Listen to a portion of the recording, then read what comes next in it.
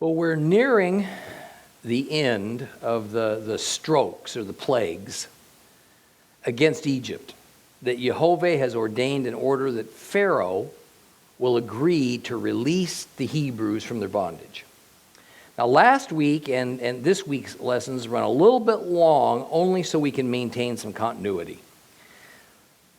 So far, nothing has worked. Pharaoh's heart has become progressively intransigent in proportion to this escalating series of calamities that the Lord has visited upon Egypt. Now, some of this hardening at Pharaoh's heart has been Jehovah. Some has been Pharaoh's iron will. Now, even more, it's become apparent to the Egyptian people, as well as to the government, that the Hebrews are being somehow miraculously spared from all except for the first two of these series of disasters. So open your Bibles to Exodus chapter 10. We're going to read it all. If you have a complete Jewish Bible, it's page 70. Exodus chapter 10. I need you to follow along with me. Exodus chapter 10.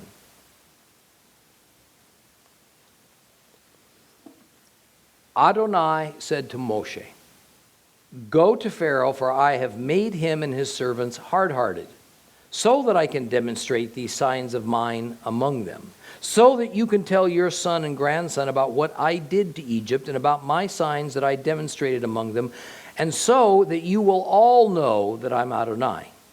Moshe and Aharon went in to Pharaoh and said to him, "Here is what Adonai, God of the Hebrews, says. How much longer will you refuse to submit to me? Let my people go so that they can worship me. Otherwise, if you refuse to let my people go, tomorrow I'll bring locusts into your territory. One won't be able to see the ground, so completely will the locusts cover it. They will eat everything and anything you have that has escaped the hail, including every tree you have growing in the field. They will fill your houses, those of your servants, and of all the Egyptians. It'll be nothing like your fathers or their fathers have ever seen since the day they were born until today." And then he turned his back and he left. Pharaoh's servants said to him, "How much longer must this fellow be a snare for us? Let the people go and worship Adonai their God. Don't you understand yet that Egypt is being destroyed?" So Moses and Aaron were brought to Pharaoh again, and he said to them, "Go, worship Adonai your God. But who exactly is going?" And Moses answered, "We will go with our young and our old, our sons and our daughters, and we will go with our flocks and herds, for we must celebrate a feast to Adonai." And Pharaoh said to them, "Adonai certainly will be with you if I ever let you go with your children. It's clear that you are up to no good. Nothing doing. Just the men among you may go and worship Adonai. That's what you want, isn't it?" And they were driven out of Pharaoh's presence. Adonai said to Moshe, "Reach out your hand over the land of Egypt, so that the locusts will invade the land and eat every plant that the hail has left." Moses reached out with his staff over the land of Egypt, and Adonai caused an east wind to blow on the land all day and all night, and in the morning the east wind brought the locusts. The locusts went up all over the land of Egypt, settled throughout Egypt's territory. It was an invasion more severe than there had ever been before or ever will be again. They completely covered the ground so that the ground looked black. They ate every plant growing from the ground and all the fruit of the trees left by the hail. Not one green thing remained, not a tree, not a plant in the field in all the land of Egypt. Pharaoh hurried to summon Moshe and Aharon and said, "I have sinned against Adonai your God and against you. Now therefore please forgive my sin just this once, and intercede with Adonai your God so that he will at least take away from me this deadly plague." He went out from Pharaoh and interceded with Adonai. Adonai reversed the wind, made it blow very strongly from the west. It took up the locusts and drove them into the Sea of Suf. Not one locust remained on Egyptian soil. But Adonai made Pharaoh hard-hearted, and he didn't let the people of Israel go. Adonai said to Moshe, "Reach out your hand towards the sky, and there will be darkness over the land of Egypt, darkness so thick it can be felt. Moses reached out his hand towards the sky, and there was a thick darkness in the entire land of Egypt for 3 days. People couldn't see each other. No one went anywhere for 3 days. But all the people of Israel had light in their homes. Pharaoh summoned Moses and said, "Go worship Adonai, only leave your flocks and herds behind. Your children may go with you." And Moses answered, "You must also see to it that we have sacrifices and burnt offerings, so that we can sacrifice to Adonai our God. Our livestock will also go with us. Not a hoof will be left behind, because we must choose some of them to worship Adonai our God, and we don't know which ones we will need to worship Adonai till we get there." But Adonai made Pharaoh hard-hearted, and he wouldn't let them go. Pharaoh said to him, "Get away from me, and you had better not see my face again, because the day you see my face, you will die." Moses answered, "Well spoken. I will see your face no more."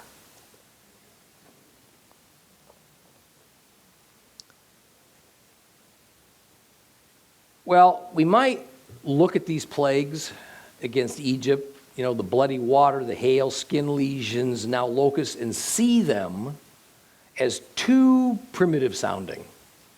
Something we'd only find in backward nations, and maybe even think about them as downright quaint. All right, that is, if the Lord was doing this, say, in our day, in Europe, America, the plagues would be a lot zippier. They'd have more modern and technological sources, and they'd appeal that they would kind of play well at a local movie theater. With nuclear bombs and bioweapons and electrical grid failure and computer chips being neutralized and aliens attacking from outer space or something.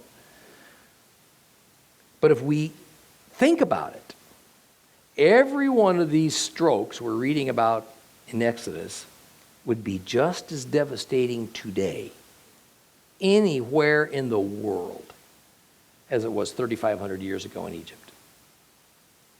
Imagine if our drinking water became polluted on a near universal scale. Could we use enough filtration to solve it? Probably, but at great expense, and only the wealthiest nations would initially have it available.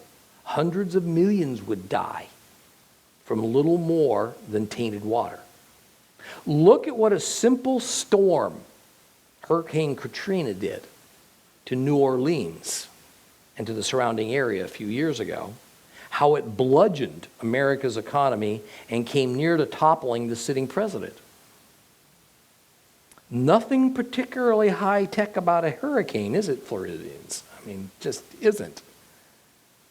Just a big wind, a lot of rain, a lot of water. Recall the Mount St. Helens disaster a few years ago. The devastation it caused, the loss of life, the cost to Washington State's economy, and thousands of acres of woodlands destroyed for decades to come. All this from a million-year-old volcano that does little more than spew smoke, heat, and molten rock. How about that recent Japanese tsunami just a few years ago? The estimated 20,000 lives that it took, the countless billions of dollars in damage it caused, enormous radiation leakage from a series of nuclear power plants that were affected. All this from an earthquake and a resultant wave of seawater. Man, you can't get much more low-tech than that.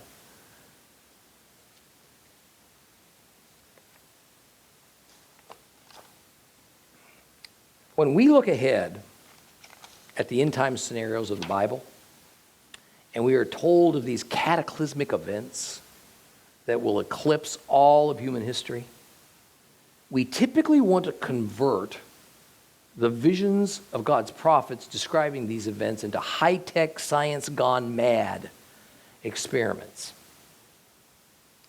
So we hear of Christian scholars and writers thinking this must be about a nuclear exchange, maybe a horrible chemical or biological weapon unleashed.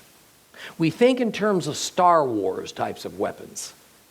In fact, nothing man has invented or is likely to invent it has ever approached the power of a single thunderstorm or a medium-sized asteroid entering our atmosphere and striking our planet. And as a result, when people look back at these horrible upheavals of nature over the last few years, we tend to completely dismiss the hand of God. And we say, hey, this is just nature doing what nature does. Don't make it one of those wacko religious judgment pronouncements. Well, perhaps the ancients said that it was just nature doing its thing in Egypt. Perhaps people in the future will say it's nature doing its thing at the end of days. But make no mistake, when it does happen, it will happen at God's command. It'll be unstoppable. It will not likely be because men made it happen, as with the modern man-made global warming crowd contingency is so certain of. As we should be learning by now, we need to discover God's pattern in how he deals with humanity and with nature. And when we see how he's done it up to now, it certainly has not been by means of technological advancements. The coming cataclysms are not likely to be ordained or solved by human beings. Now, let me take a momentary detour to connect some dots. For those of you who have interest in prophecy, particularly end times prophecy, very few Bible scholars, except for the most liberal, who view the Bible as nothing more than an example of ancient Hebrew literature and a bunch of fanciful tales,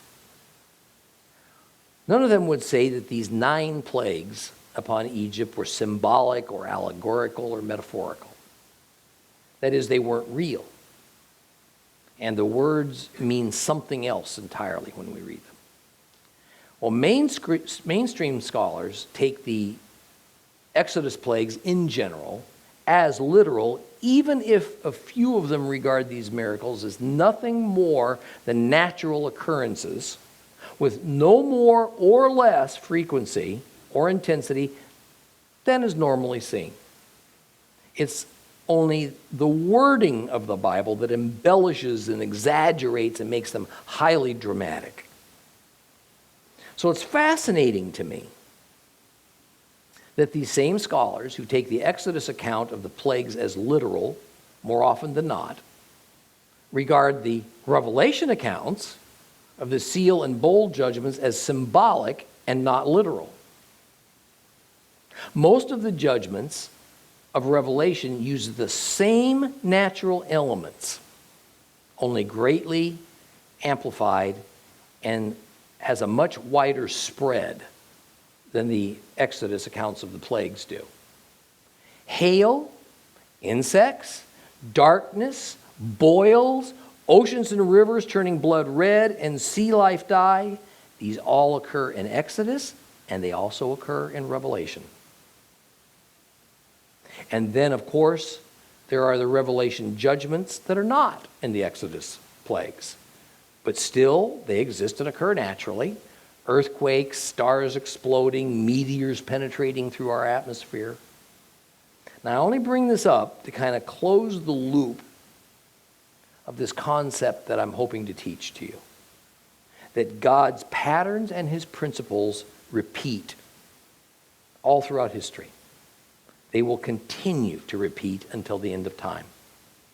We see these same God patterns in Revelation, just as they were originally established in the Torah, even with the same characteristics of how judgments are meted out.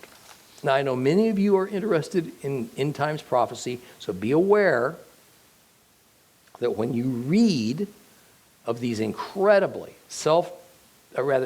destructive end times phenomena in Revelation, that they are of the same substance and design as what we're reading in the Exodus account. You can take them literally. You should take them literally, because these things have happened before, literally. It is God's way to deal in a very consistent fashion with mankind at large, and with the world, and with his own people. Well, chapter 10 begins with yet another instruction by God to Moses to go to Pharaoh, and he reminds Moses he has worked within Pharaoh's soul to keep his heart hardened for a divine purpose. The purpose is that all of these miracles and signs will inevitably occur, and that they will be seen and remembered among the Hebrews from generation to generation, and that he has used Egypt for Israel's sake. Now, sometimes we have a hard time with this concept that God would favor one above the other. Doesn't sound very tolerant, does it? Sounds rather discriminatory. He even allows one to be destroyed and or ransomed to save the other. In this case, it's the Egyptians who would pay a high price for God's purposes, and that God would keep a human's heart, Pharaoh's, hardened in order to achieve his purposes. I have often heard from believers and unbelievers alike that it's just not fair of God to do these things. Well, I suppose if we actually believe that, we can sit in judgment of God. And then maybe we can debate his fairness if that's the case. I don't feel I need to defend God's decisions, and I don't have any right to question them.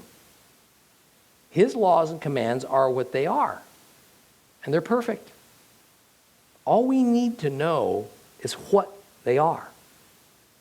We don't have to know why they are. Have you been brought up in a congregation by any chance? Been brought up to believe that all of God's decisions are for your best benefit? I'm sorry to tell you they're not.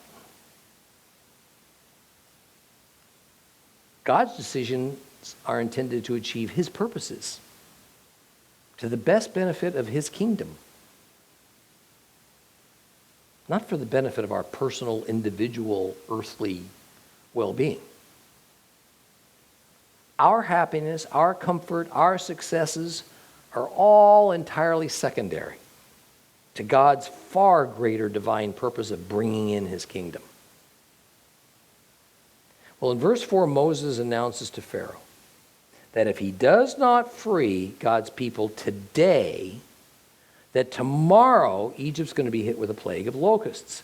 And not only will the ground be so thick with them that the soil will seem to disappear, but also what's left of the crops in the fields from the destructive hailstorm is going to be eaten up by these voracious insects. Even more of these insects are going to find their way into people's homes. Now, we can wonder as to whether Pharaoh believed Moses or not. But his sorcerers, his advisors, and the Egyptian people, oh yeah, they believed. They begged Pharaoh to let Israel go so that they could again live in peace. In fact, they say in verse 7, Pharaoh, don't you understand that Egypt is already devastated? The battle with this Jehovah is lost. We can't take any more. Apparently, Aaron and Moses left Pharaoh's presence for a short time so that Pharaoh could kind of consider matters. Then they returned for his answer. Well, the tide's turning. Pharaoh is getting more serious about letting Israel go because he says, okay, go serve your God. But who among you is going to go? Implying, of course, the more important question of who's going to stay. Now, for this, however, there was no compromise. Moses answered, our young ones, our old ones, our boys, our girls, and all of their livestock. In other words, not just all the people, but all their possessions are going to go too. The matter is now crystal clear to Pharaoh. His paranoia that Israel would leave permanently has just been confirmed. Why would every last Hebrew, along with every last head of their livestock, need to go for a 3-day pilgrimage? No, Pharaoh thinks they plan on leaving forever. So in verses 10 and 11, Pharaoh says, "No way, Moses. Now I will allow only the males among you to go. The women and the children and the livestock have to be left behind." That's his final answer. And Moses and Aaron are again thrown out of the palace. Now, of course, that wasn't good enough for God. So he tells Moses to stretch out his hand, and that is, Moses was to order the locusts to come. Now, this 8th plague is set into motion, and an east wind begins to blow, and on the flow of that wind will come the locusts. A horde of locusts, as has never seen before, devoured everything in their path. Now, here again, we see God use nature itself, as in all the previous plagues, to strike the Egyptians. Pharaoh took one look at this, and he called for Moses and Aaron. And he brings them in and does as he had done earlier. He confesses he sinned against God. Got that much right. But this time, in yet another step, Pharaoh even asked for forgiveness. Now, this wasn't true repentance any more than his belief that Jehovah exists as trust and love. It was just the use of whatever means was necessary, even if it meant groveling, to remove this disastrous plague.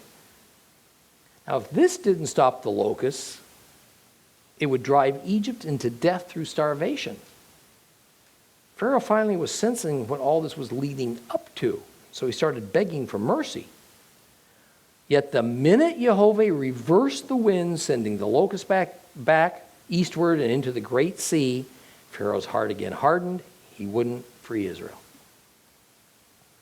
Well, this time God is credited with doing the hardening of Pharaoh's irredeemable heart.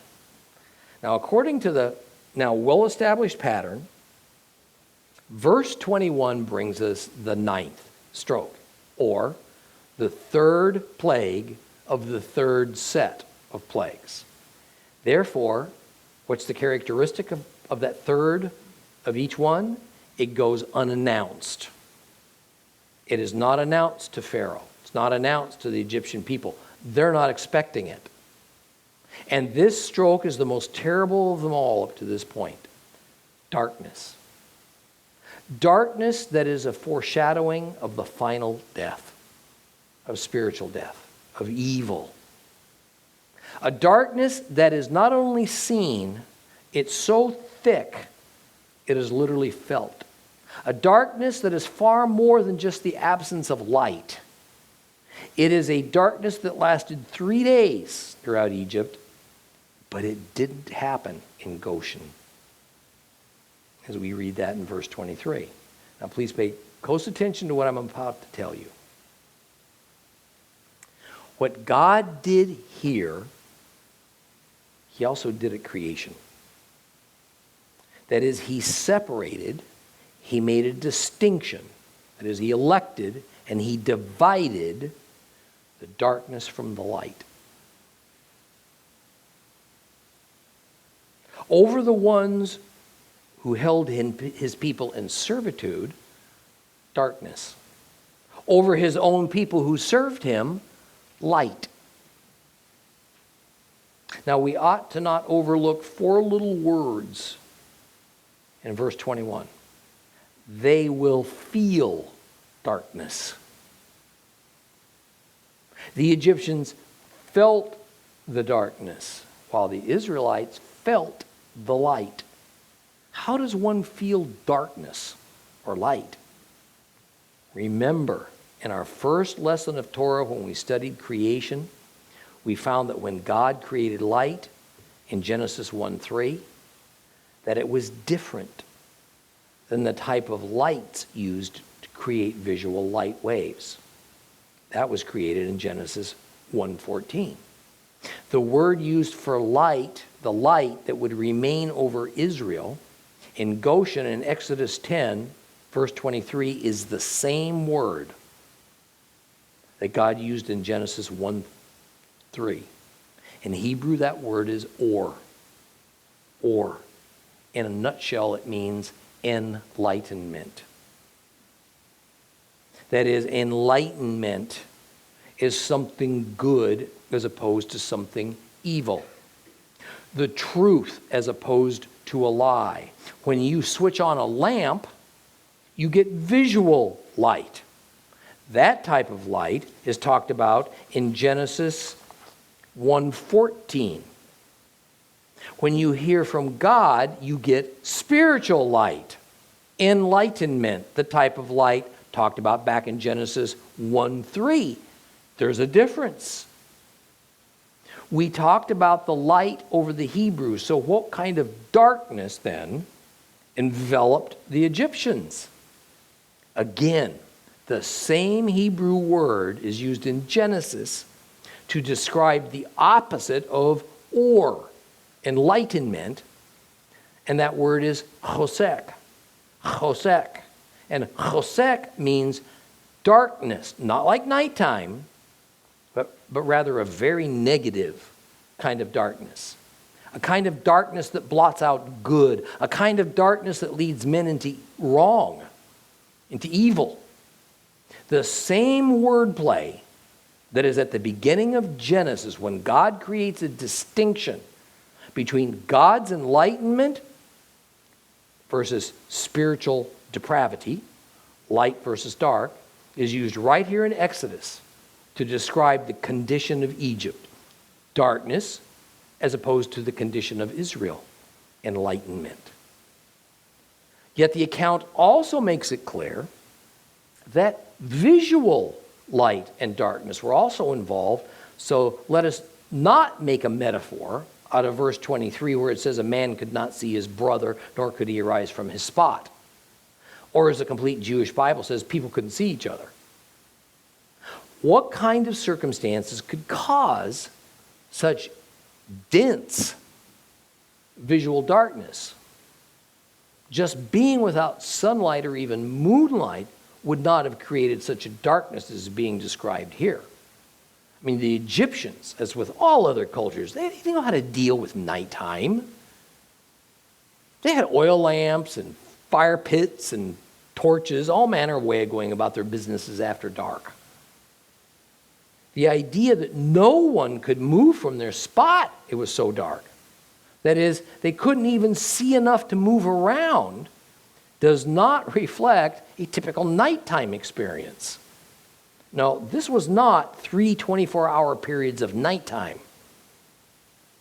There are natural conditions that do happen from time to time, which brings a type of darkness in which the darkness actually seems to absorb the light. I'm from California originally, and I've encountered two of these conditions: fog and a dust storm. I've been on Highway 101 outside of Santa Barbara, California, when the fog was so dense that one's high beams wouldn't penetrate any more than 5 or 6 feet in front of the car, and I mean that literally. I've been in sandstorms in the Mojave Desert where the sun was completely blotted out at midday. But in Egypt, there came occasionally a brutal type of a dust storm called a khamsin. A khamsin. Every few years, a combination of conditions collided that caused the air itself to just become charged with static electricity. It would literally lift and suspend superfine particles of dust in the air alongside the coarser particles of sand that fierce winds normally carry.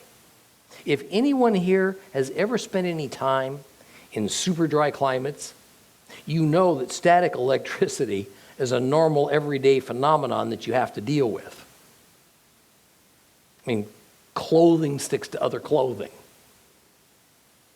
You get shocked grabbing the door handle of your car. You pull a wool sweater over your head in a darkened room and you'll get a light show. These khamsin, dust storms, turn day into night. And especially in ancient times when doors didn't seal and windows were just open holes in a wall, dust came indoors pretty easily. Indoors, you can escape the winds and the sandblasting effect of the storm, but you can't escape the thick dust clouds caused by the electrically charged air. Indoors became dark as well. Oil lamps would not have helped. Mobility ended.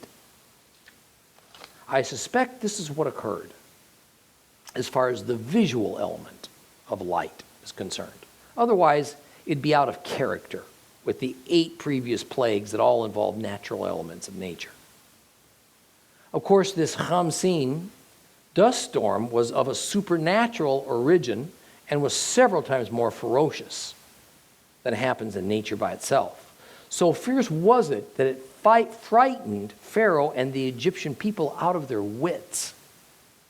But the real fright undoubtedly came in this feeling, this choshek, this spiritual darkness, this evil that hovered over them like a blanket. The type, that makes the hair on the back of your neck stand up on end when you can't see anything dangerous, but you just, somehow you sense it. This was a time of true horror for Egypt. But in the same land, just a few miles north, the Israelites were celebrating with joy. This 9th plague of the book of Exodus is just like the irony a believer experiences in this present world. Darkness, choshech, and enlightenment, or exist side by side. We who are covered with God's light live in the same space, the same time, the same dimension. We breathe the same air as the majority of the world, but they are under a blanket of darkness and they're completely unaware of it. At the same time that we can have our hearts broken, we can weep for those in servitude to the prince of this darkness, we can and we should celebrate that God's enlightenment is upon us and all of our brethren who trust him. By the way, notice that only Israel received the light. It's no different today. We non-Israelites by birth, through Yeshua, have been joined to Israel's covenants. That which benefits Israel now benefits us as well. So Pharaoh sends out an urgent call for Moses. And still, this foolish, rebellious king tries to bargain with God. We've never tried that, of course, but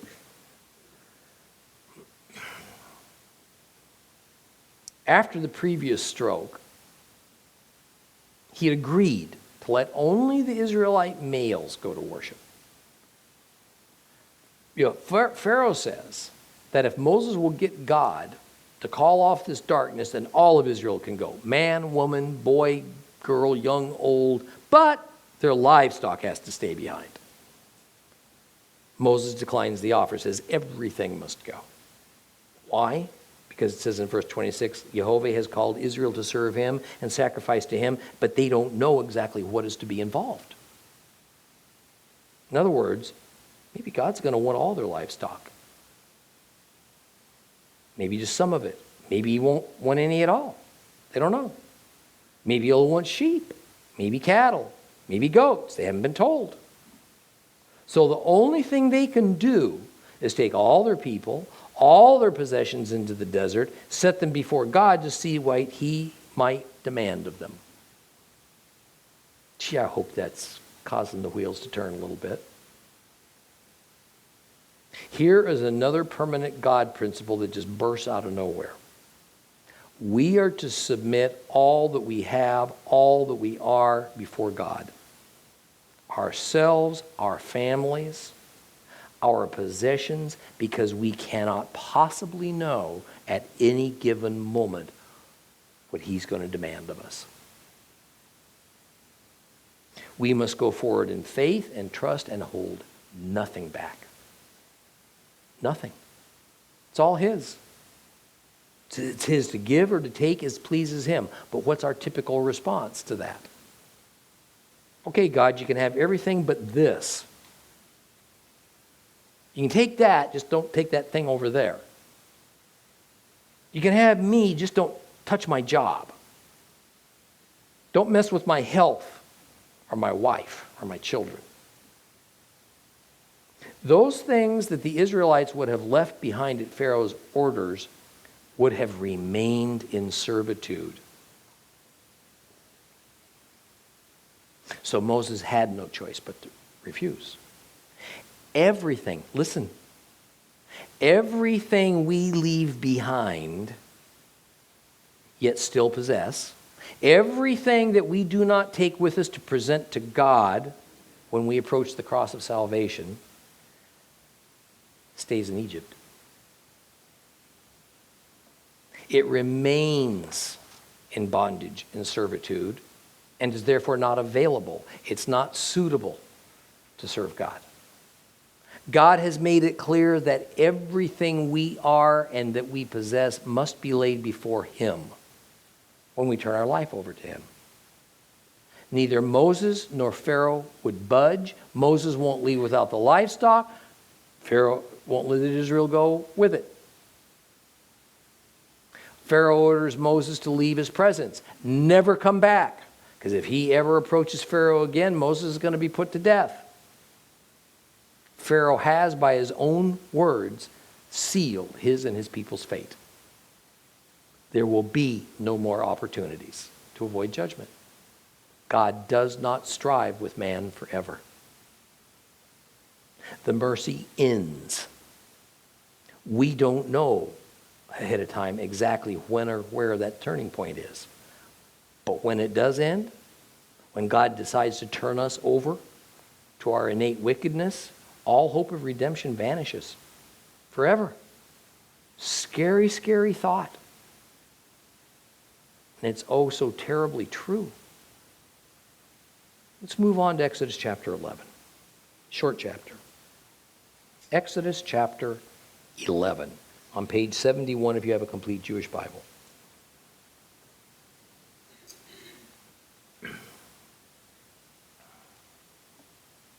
Adonai said to Moshe, I'm going to bring still one more plague on Pharaoh in Egypt, and after that he'll let you leave here.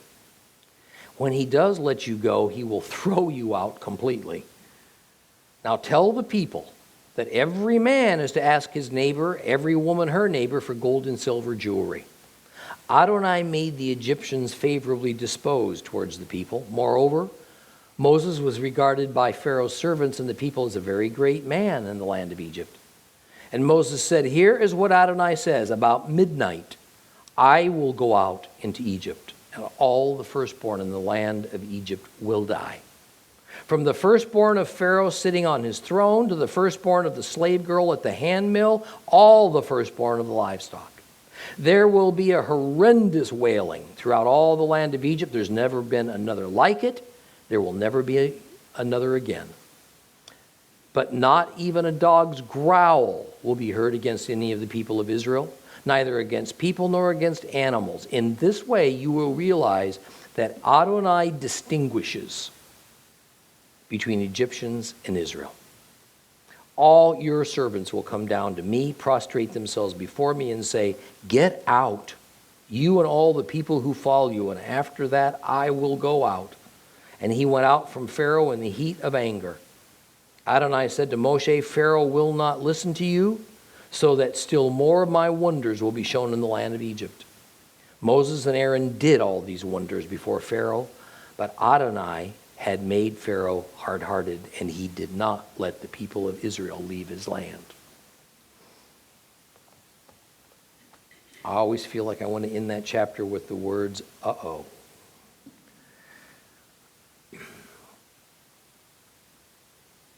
Well, judgment arrives. Well, what we're going to see in chapters 11 and 12 is judgment. Now, what's judgment? It's the time at which we receive what is due to us, according to God's system of justice. In the Bible, judgment almost always results in a negative consequence. We all, saved and unsaved, are going to be judged. If we're saved, however, if we trust God by way of his son Yeshua, we won't be condemned. And we will not be the subjects of God's wrath. If we are not saved, we will be condemned. Pharaoh and Egypt had been given 9 chances to accept God's will. They would not obey him. This 10th blow upon Egypt brings with it no choices. This isn't another warning. It's not another chance for Pharaoh and for Egypt to repent. The time for warnings and choices passed with the end of the 9th plague. Egypt's fate is etched in cosmic concrete. The so-called 10th plague equates to what happens when we die and we stand before God. Some will live in darkness forever. Remember the spiritual word, or rather the Hebrew word for spiritual darkness, choshek. Others will live forever in light. The Hebrew word for this light, this enlightenment, is or. From this condition, there will be no change. Whether we're put into light or to darkness, there will be, from that point forward, no opportunity for change. And it will be that way for us for all eternity. The first 3 verses of chapter 11 were either spoken to Moses before or during the last audience that Moses had with the Pharaoh. In other words, we saw in chapter 10, after Pharaoh called for Moses when God covered Egypt with choshek, spiritual darkness, and with visual darkness, that then when Moses refused Pharaoh's offer for all Israel to leave with the condition of their livestock behind Pharaoh, leaving their livestock behind, Pharaoh told Moses in a fit of rage he was never to come back again. Now we find out in Exodus 11:8 that during that same conversation, Moses had raged right back at the Pharaoh. We see that not only did Moses refuse Pharaoh's offer, but also Moses told him that that night, about midnight, all of Egypt's firstborn would die. That death included, according to verse 5, even the livestock. But the Israelites would not be affected, they or their livestock. Now, while I don't blame Cecil B. DeMille for depicting that which killed the Egyptian firstborn as a green cloud of death that kind of floated menacingly around the streets of Egypt, I mean, what was it going to show? It does kind of give us the wrong impression. I've even heard Bible teachers say it was the angel of death that wandered throughout all of Egypt and killed the Egyptian firstborn. No, it was not. It was Jehovah himself who took all those lives. How exactly that occurred, we don't know, except that it was by Almighty God's very own hand that the life of those firstborns was extinguished. Verse 1 says that Jehovah, it does not say the Lord, it does not say Adonai, it does not say Malach Adonai, angel of the Lord, anything like that. Jehovah says, I will bring one more plague. Then in verse 4 he says, here's what Jehovah says, about midnight I will go out. And he kill all the firstborn of Egypt. And after this terrible judgment, God says, now Pharaoh will release you. In fact, he is going to drive you out of Egypt. But before Israel leaves, they're going to strip Egypt. They're to ask for gold and silver from the Egyptian people. They're going to get all they ask for, because verse 3 says the Hebrews found favor in the eyes of the Egyptians, and that they saw that Moses was a very great man. Translation: please take anything you want. We can't fight Moses. We can't find your God. Just leave us. To the bulk of the Egyptian people, Moses was just a powerful sorcerer, more powerful than Egypt's magicians. They had no more interest in testing him further. Now, frankly, this was no different from the Egyptian perspective than if a robber was holding a knife at their throat and it was a money or your life proposition. Interestingly, to this very day, that's exactly how the Egyptians still see it. They see it as theft. If you or any of your friends have any doubts about whether Israel was ever in Egypt, that there was even an Exodus, which, by the way, has become a very popular theme in more liberal denominations, just tell them to ask a modern-day Egyptian about it. The anger over Israel taking all that gold and silver from Egypt has remained a bitter sore spot in the national heart of the Egyptian people right up to today, 3,500 years later. Let us not overlook just what is at the bottom of this decision by God to crush Egypt with these supernatural devastations and then plundering their gold and silver. God reminds us in verse 7 that this is all done in order that you may know that Jehovah makes a distinction between Egypt and Israel. We keep hearing this over and over in the Exodus story of the plagues, don't we? It is that God makes a distinction between Israel and Egypt. When God keeps repeating something, it's a sure bet we need to pay attention. Let us not ever think that this setting apart of Israel from the rest of the world is some minor or remote issue, or it's changed, or it's become obsolete. Remember, from a biblical standpoint, Egypt, which is real and tangible, is also a type. That is, Egypt is representative of the world at large, all those who are not joined to Israel. Egypt is a representative of the world at large. To this very day and to the end of our time, God sees the world as Israel on one side, everybody else on the other. Where does that leave us? Gentile believers. Thankfully, it leaves us with Israel, as part of Israel. This is one good reason to follow God's directive to bless Israel. Because when we bless Israel, we're also in a way blessing ourselves. Romans 9, 10, and 11 covers this in great detail, but it can be summed up by Romans 11, 17, where Paul says in his olive tree analogy, but if some of the branches were broken off and you, Gentile believer, you, a wild olive, were grafted in among them and you become an equal sharer in the rich root of the olive tree. See? So Israel is symbolized in Scripture as the olive tree.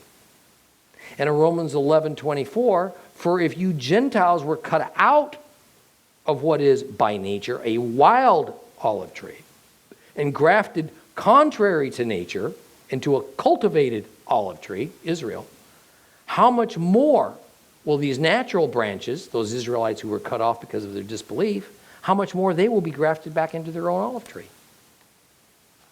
In other words, from God's spiritual perspective, a Gentile believer is grafted into the covenants of Israel.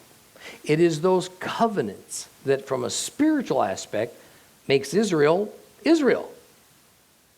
And it separates them from everybody else. God did not make his covenants with Gentiles. They were only made with Israel. By trusting in Jesus as Lord and Messiah, however, we are grafted in to the covenants of Israel.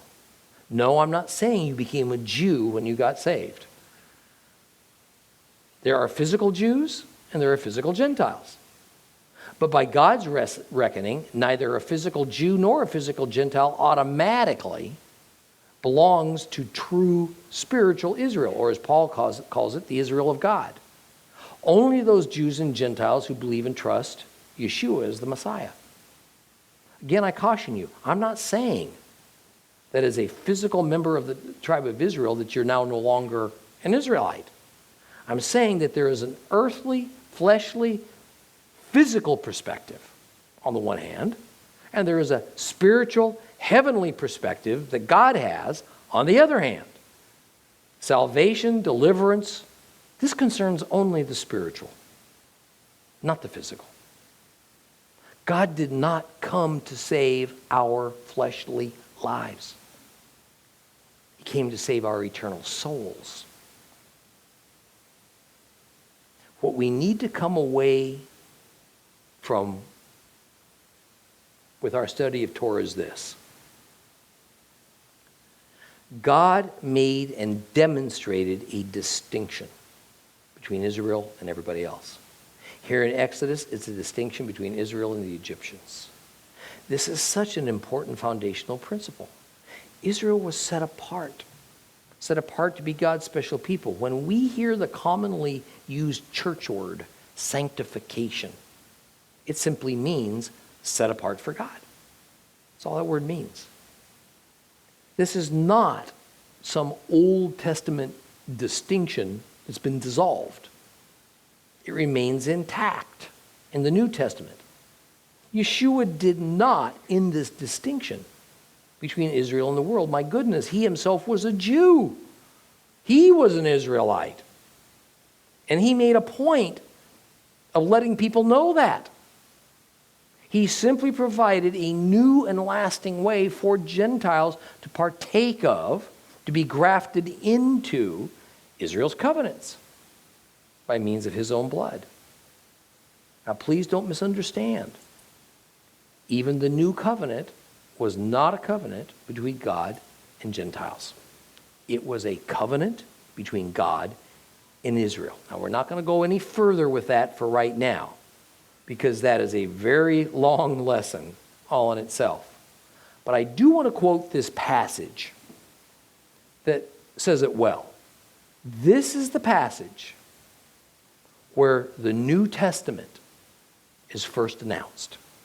This is in Jeremiah 31, verses 30 through 32. It says, "Here, the days are coming, says Adonai, when I will make a new covenant with the house of Israel and with the house of Judah. It will not be like the covenant I made with their fathers on the day I took them by their hand and brought them out of the land of Egypt, because they, for their part, violated my covenant, even though I, for my part, was a husband to them, says Adonai. For this is the covenant I will make with the house of Israel after those days, says Adonai. I'll put my Torah within them and write it on their hearts. I will be their God, they will be my people." Who did God say the new covenant is being made with and for? Israel. It's right there. Specifically, so that we can't get it confused with the house of Judah and with the house of Israel. There's no mistaking it. So let's back up for a moment. It was during these 3 days of darkness, choshek, that had fallen upon Egypt, that Moses pronounced to Pharaoh what? The coming death of the firstborn. Yet while all Egypt was cowering under the horror of the complete absence of light and this thick blanket of evil that lay over them, Israel was celebrating joyously because they were experiencing light. They knew their time of deliverance was near. In fact, during that time of darkness for Egypt, Israel had 4 days before Jehovah would go throughout Egypt killing all the firstborn, already selected their Passover lambs. They did this according with God's instructions. This would become the establishment of Passover. Let's fast forward now, about 1,400 years to 30 AD. We're in Jerusalem. It's Passover, in Hebrew, Pesach. Yeshua has completed his special pre-Passover meal in the company of his 12 disciples the evening before. Now he's nailed, bleeding and suffocating on this execution stake. But before death overtakes him, the land suddenly becomes covered in a thick, terrifying darkness. Yeshua, our Passover lamb, was selected and sacrificed when all was dark. Literally, spiritually, for the world. But in heaven, a kind of bittersweet joyousness was taking place because deliverance was at hand. And another important milestone in the redemption of mankind was occurring. There should have been a muted celebration in Jerusalem among the Jews, but they were blinded to the truth. They could not see that Christ was their deliverance. Yeshua was their Passover lamb. Let's fast forward again now. 2,000 years from Christ's passion to today. Our world is becoming darker and darker and darker. Our entire planet is becoming so evil and rebellious. We're under choshech, spiritual darkness. It's hard not to be despondent. It's hard not to feel a sense of hopelessness and despair and confusion as we just watch our world reeling out of control. But you know what? As believers, those of us who are set apart and sanctified for God, what should our reaction be? Should be the same as those Israelites in Egypt who we're reading about in Exodus. Celebration. All those who do not know God are in darkness, and they're about to experience spiritual death. We who do know God live in His light, and we are about to experience deliverance into eternal light. The example of how we are to live during these last days, as each new day reveals new and deeper levels of man's wickedness and depravity, it's right here in Exodus. We can and we should actually take it from God's perspective. Final, complete deliverance is at hand. Yet, like the Israelites, our joy is bittersweet. Like those Israelites, we all have friends and relatives and neighbors that made the choice to join with the world, to toil under its darkness. The sad fact is that until Messiah Yeshua reigns on earth, light and darkness, death and life are going to rule together simultaneously. We're going to stop here and pick up next week.